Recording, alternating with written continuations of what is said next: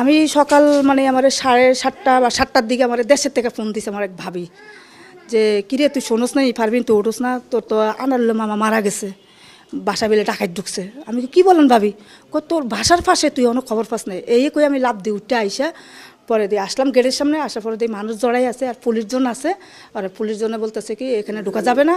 তা আমি কই যে মামার কথা জিজ্ঞেস করছি যে উনি কোথায়, ওনাকে হাসপাতাল নিয়ে গেছে।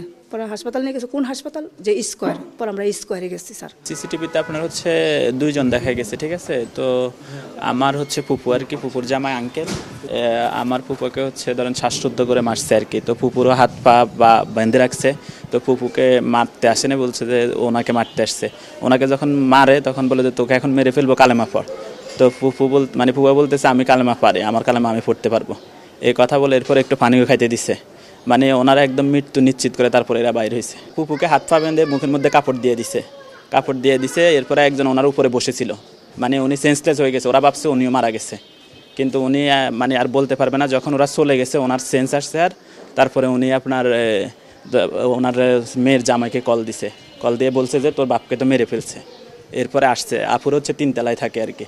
এসে দেখে যে ফুপু উঠে যায়, দরজা খুলে দেখে যে এই অবস্থা।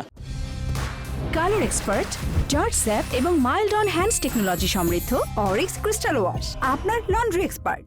আমরা নিরাপত্তাহীনতায় ভুগতেছি, কারণ হচ্ছে একটা লোক ঘুমাচ্ছে বাসায় সব কিছু আটকে, কিন্তু রাত 2টা বাজে তার রুমে ঢুকে পিছন থেকে গ্রিল কেটে ঢুকে যাচ্ছে।